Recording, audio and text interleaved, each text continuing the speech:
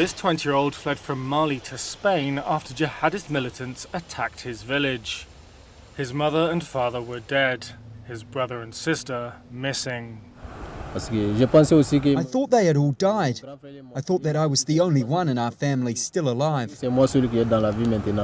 His ordeal is a sign of how groups with links to Al-Qaeda and Islamic State are gaining ground in the Sahel region. And experts warn there's another risk. That huge swathes of jihadist-controlled territory could become training grounds and launch pads for attacks on major cities and Western targets in the region and beyond. Following coups in Mali, Burkina Faso and Niger, juntas there have turned their backs on traditional Western allies and embraced Russia. Those coups were driven in part by frustration at the failure of authorities to tackle militant violence. But despite promises to improve security, the new military regimes and mercenaries from Russia's Wagner group continue to lose ground. Reuters has analysed data from the US monitoring group ACLED. It shows that violent events involving jihadi groups in Mali, Burkina Faso and Niger have almost doubled since 2021. That's an average of 224 attacks a month, compared with 128 in 2021. Military regimes in the region. ACLED's Henny Sabia is an associate analysis coordinator for West Africa. Even if during certain periods attacks are becoming smaller in number, they are deadlier. So the fatalities, they are skyrocketing. And if we look at Mali, Burkina Faso, and Niger, all these countries are on track this year for it to become the deadliest.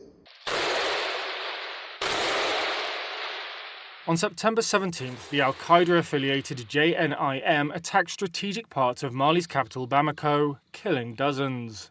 That showed how the largely rural insurgency was capable of striking at the heart of power. Burkina Faso is perhaps the worst hit of all.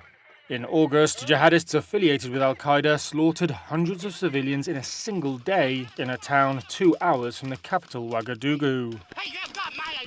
About half the country is now beyond government control, the UN has said.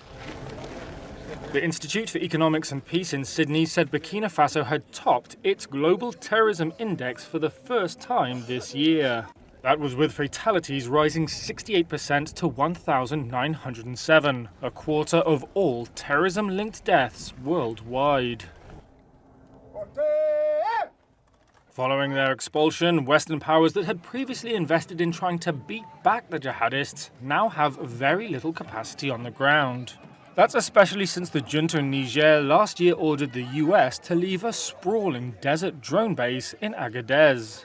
US troops and the CIA had used drones to track jihadists and share intelligence with allies such as the French, who had launched airstrikes.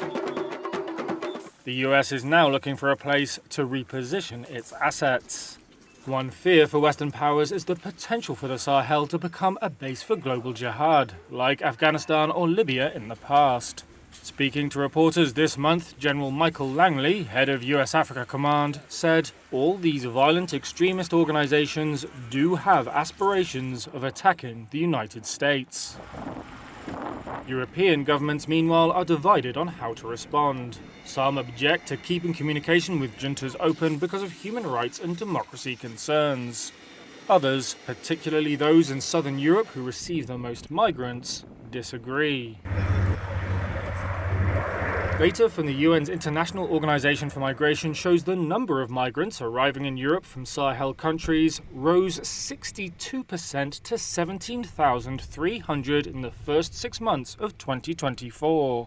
That's from 10,700 a year earlier.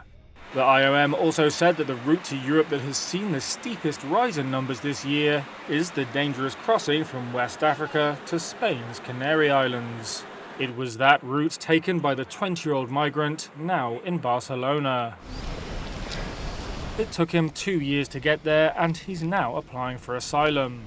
He's arrived in Europe at a time when anti-immigrant far-right parties are on the rise and some EU states are tightening their borders.